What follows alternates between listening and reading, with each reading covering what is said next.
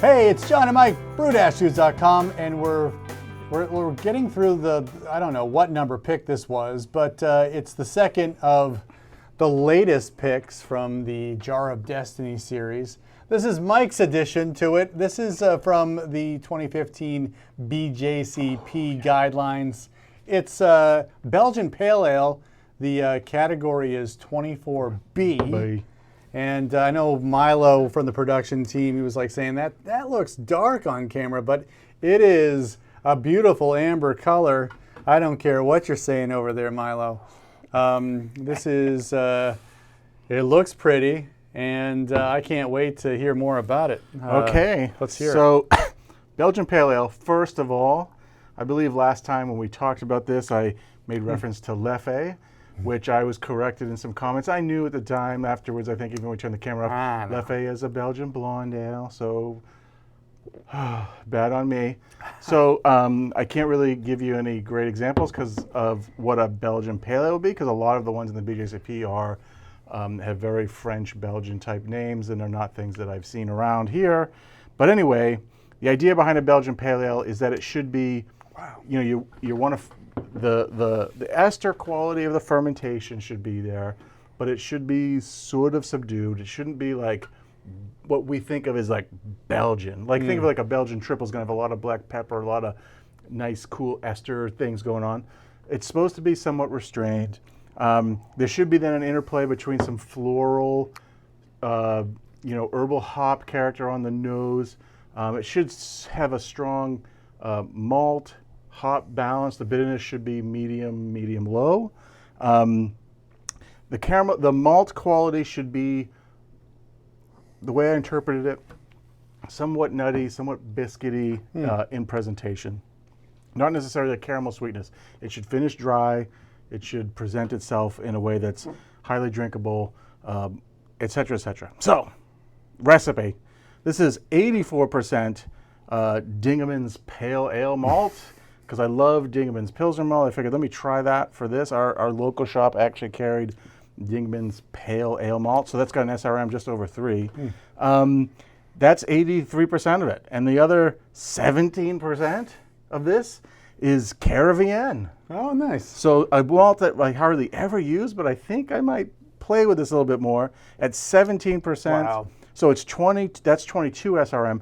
What I was really hoping with Caravienne, I couldn't remember from a flavor quality, does it really deliver more of that caramelly thing? Is it really more like a Crystal 20, Crystal 40 thing? Or is it like Cara Munich? All these malts that have, like, you've seen them forever, but if you don't use them all the time, it's hard to remember. What I remember this now after tasting it and brewing at it, it's sort of like a darker version of a Belgian biscuit. Caravienne is a Belgian malt versus like getting Cara Munich or things like that. So Caravienne is supposed to deliver color. It's supposed to help you with that aromatic malt quality. And then the hops, pretty straightforward. I use Styrian Goldings. So at the start of the boil for 60 minutes, I use 21 grams of this, so just under, and this is for a 3.5 gallon batch. Okay. So that's why it's a weird number, 21 grams, not a full ounce. Then half an ounce with 5 minutes to go of the Styrian Goldings, just to try to get some of that aroma quality of Styrian Goldings. And then the yeast I used for this, I broke out of my, because I'm not comfortable picking a dried Belgian yeast. So with this one, I went with, looked online, looked around. I took the Belgian Ardennes Y yeast 3522. All right. The homebrew shop, I ordered 2 because I figured I just want to make sure this liquid yeast is going to work. They called me after I placed the order and says, hey, we only have 1 in stock. Do you want me to sub in some stuff for you to make a starter? I said, I have the stuff for a starter. Just give me the 1 pack and it better work.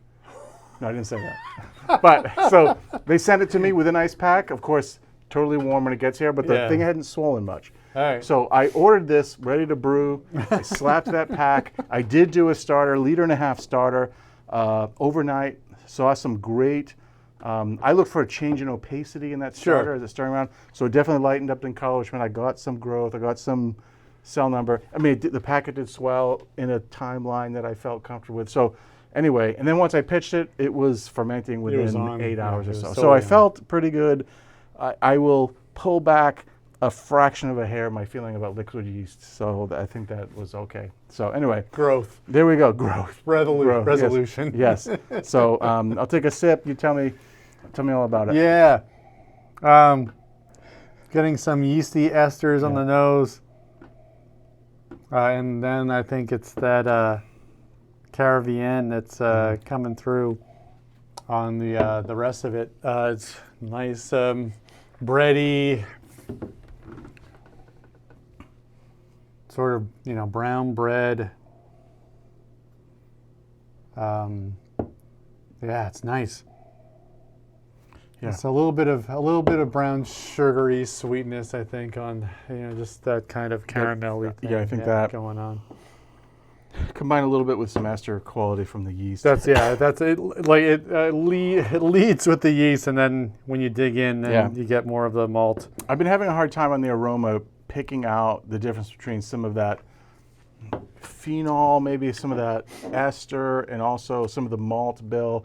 There's like a hint in there too of this is still a sort of young beer. There's a hint of there's a sulfury hint in there, which the more I smell it and drink it, I sort of am getting over it. So I can't decide if that's part of the fermentation character of the beer or if it's just it being young.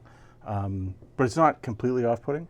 I think the flavor is a nice blend of the two malts that you described in the ingredient list, and then like you said, the subtleness of all the Belgian yeast flavors that we've come to know and love.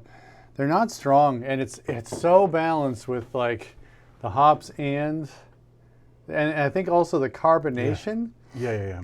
That works for me too. I know this is we poured it right out of the kegerator behind us. It's probably colder than the typical serving temp. Yep. But as it warms up, and maybe because I've had 3 or 6 sips, it's suddenly like, oh, this is a wonderful experience. Yeah. It's all kind of coming together for me. I think what I'm expecting fully is I'm going to get a big punch of that Belgian yeast kind of phenolic. And you're just going to be like, this is good. I don't know if I can have too many of these, but I'd have a second one for sure. Yeah, I think the thing for me with Belgian beers in general, because the breadth is pretty broad, right? But in general, whenever I've been presented a Belgian beer, the first couple sips, I'm like, this is not in my wheelhouse. This isn't what I want to consume.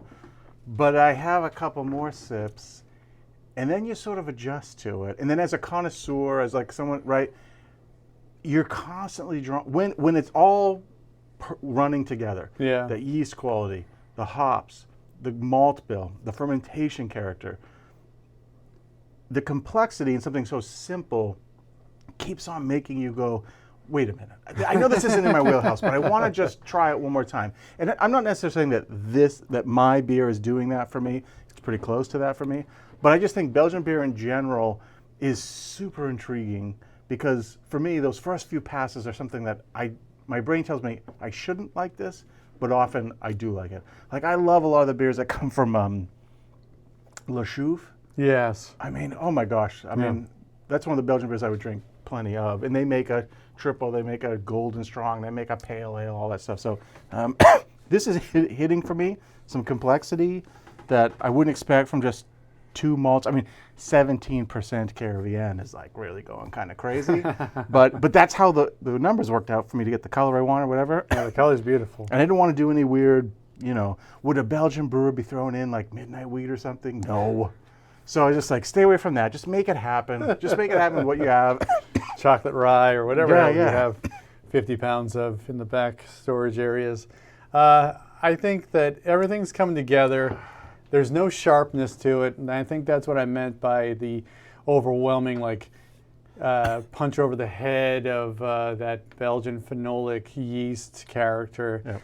Everything is in balance, and we talk about this on the show all the time, that beers with great balance are enjoyable, and that's what we're looking for in a lot of these styles, is that everything kind of comes together, and you get a bunch of different points, but they're all in harmony with each other, and I think this is definitely there. I think I know this is fairly young, I think that in a couple of weeks, this is even going to be even better as the flavors kind of meld into each other. Yeah, I think you kind of nailed it. I think I'm looking forward to I think we give it a few more weeks once we get into fall. And I think when a little bit more of the physical yeast drops out of it, it'll have a pretty interesting... Any notes on clarity with this style? Should it be like crystal? It should be crystal clear. Yeah, it should be pushing clear. I mean, it's actually, I'm surprised how clear it is already. There's a little bit of floaties in there, but that's because the dip tube so I've fermented this. It's 3.5 gallon batch. I fermented in a keg, and I know in this keg fermenter, that dip tube is one of my longer ones for a fermenter. So I've got, which is interesting because I have another keg which is a little too short, but whatever, it works. So I picked up. The point of that is I carried over more stuff than I would normally anticipate. But once it settles in the serving keg. Did you mention the ABV on this? Yeah, so I was going to point that out. So it's about 1052. It fermented all the way down to 1009. So that's really pushing into that 6%. Yeah, I sensed that. Which for Belgian Pale Ale, that's the other thing with these Belgian beers. They tend to be, 6% session, go for it. It's all, But the intriguiness of the flavor, you put it down and you're like, so 6%. It's pretty. So it's pretty good. Yep. I mean, did Belgians make something that's more like 4.5%? Maybe they make like a Patter's beer or something that's really... right. Yeah, but, that's true.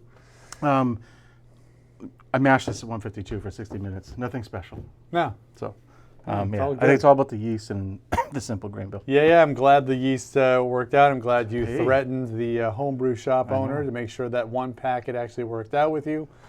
Even if he was even going to say, like, I'll send you stuff. Making a starter, go figure. Yeah, well, that's what you do, right? Even if it's dry yeast in my case. All right, well, I think that this is another, pretty strong addition to our Jar of Destiny series. This is kind of hitting strong now. Yeah, I'm feeling it. Yeah, this is pretty good.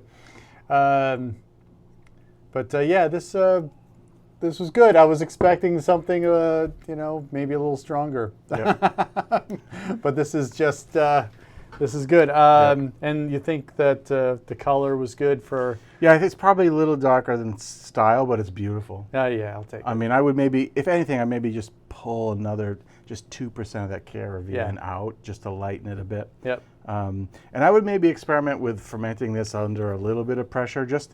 I would like to suppress that yeast quality just a little bit as far as style goes. I think flavor-wise, drinking it doesn't matter. This is great.